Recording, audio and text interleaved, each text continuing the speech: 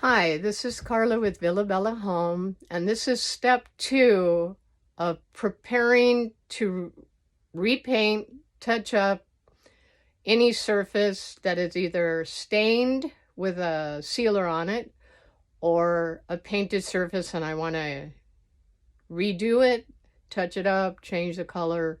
Again, the first step was using my blue tape, create a barrier around the whole other part of the piece so I don't get any drips of paint or overspray. And so depending on the this piece is sort of already further ahead. It's been lightly sanded.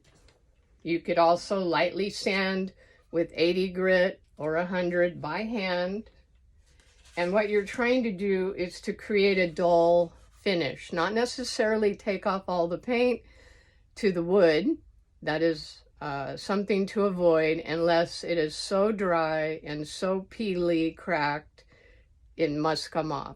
But typically, you're just giving it what they call a tooth with some sort of grit sandpaper, any easier to use orbital or a hand sander, those little square rectangle ones.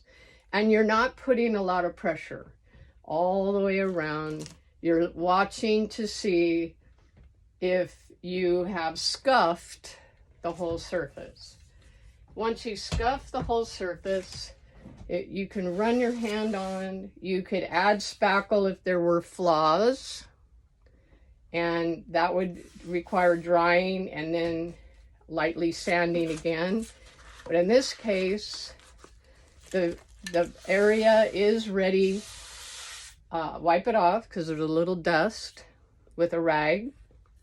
And then my favorite primer, if I'm using a spray can for stain blocking, for raw wood, for covering up a color, because I paint typically white, you can't have a dark surface, it tends to show through, is the Zinsser Cover Stain Oil Base Primer. Of course, you want to use your mask. It wouldn't be a bad idea to have a little ventilation, not right on the piece, but exhausting away from you. And you have to shake this up pretty well.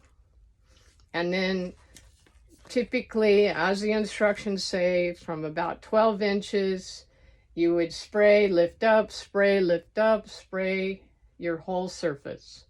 Watching the coverage, you could always let it dry. You don't want to over wet it. You can let it dry. Add another light sanding on top. Anything that is a little rough. If it needs a second coat because you see areas where it was too light, do it again. It only takes about 30 to 45 minutes for it to dry when you put a light coat on. And that's a tack coat. When I do white, I have to put on a little heavier paint, again, to not let any other wood or discoloration show through.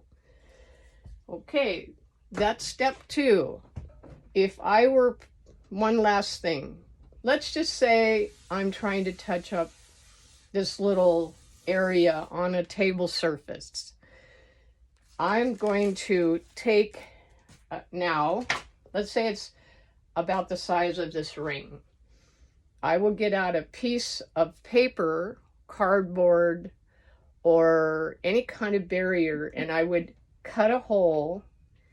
And now I'm going to cover the rest of it so it doesn't get any sort of overspray. And I'm going to lightly spray the area that needs touch up, redoing, lift off the paper fairly quickly so that there's no heavy ridge. And of course, without smearing or touching the area you just touched up. You can repeat it if you need a second layer, but this is a cover stain and it should make a barrier between any more discoloration and extremely important for antique furniture.